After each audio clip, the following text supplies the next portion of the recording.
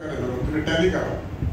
मी दिल्लीला गेलो, सगळ्या नेत्यांना भेटलो, एकच सगळ्याला भेटलं ते आहे सोशल मीडियावर. मी माननीय पंतप्रधान महोदयांना भेटलो, आमचे सगळं कुटुंब होतं.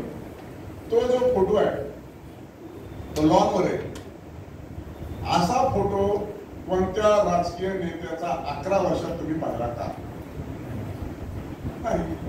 फक्त अक्षय कुमारनी त्यांची मुलाखत घेतली होती तेवढा एकच फोटो त्यांचा लॉनवरचा आहे. मला विचारणारे विचारलं, तुला लॉनवर कशी वेळ दिली? मला तरी काय नाही. त्यामुळे मी दिल्लीवरून आल्यानंतर माझी जी चष्टा मस्करी करतात ना मित्र, आता शेवटी मी मोठ्या पदावर गेलोय, काही मंत्री आहेत, काही आमदार आहेत, ते मला एकदम रिस्पेक्टेड बोलायला लागले, आवाज मला कळाला काय परिणाम झाला. अशी परिस्थिती झाली. त्यामुळं आपण काय करतोय, आपल्या काय केलं तर काय दाखवायचं, हा आमच्याकडे मोठा प्रश्न असतो. आणि मग मोदीजींनी आणि बैठक काही गेलो फोटो काढा असं नव्हतं. जवळपास 25 ते 30 मिनिट देशाचे पंतप्रधान यांच्या बरोबर आम्ही घातले. त्याला जास्तच बोलायला लागले. त्यांच्यावर असं लक्षात आल्यानंतर त्यांनी चेहरा वळवला आणि आमच्या सगळ्या कुटुंबातल्या सदस्याबरोबर बोलले. आमच्या 2 मुली, जावई, आई, मिसेस, शेवट मुलावर केलं.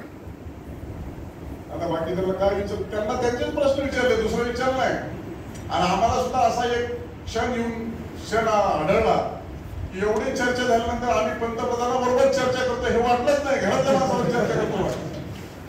चिरंजीवाला विचारलं, त्यांनी कॅडबरी दिल्या. त्या दोघींच्या 2 कॅडबरी होत्या, त्याची 1 कॅडबरी होती. 3 कॅडबरी त्याच्या हातात दिल्या. आणि त्याला विचारलं, तुला काय व्हायचे? तो मला डॉक्टर व्हायचे. ते म्हणला 2 डॉक्टर असून ते म्हणले 2 डॉक्टर असून आता तू 3रा डॉक्टर कसा व्हायचा आहे? असं इतक्या बारीक सारीक माननीय पंतप्रधानांनी प्रश्न विचारले. आणि शेवट आमचा 25-30 मिनिटांनंतर आम्ही उठायला लागलो, त्यावेळेस कॅडबरी राहिल्या. तर माननीय पंतप्रधान महोदयांनी सांगितलं की अरे तुझ्या कॅडबरी राहिले ना.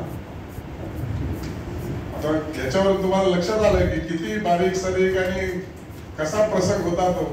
त्यामुळं एक नेत्रदीपक विषय आणि शेवटी राजकारणामध्ये किती माणसं मोठे होतात, काही छोटे होतात, त्यामुळे असा प्रसंग क्वचित आणि कदाचितच येऊ शकतो.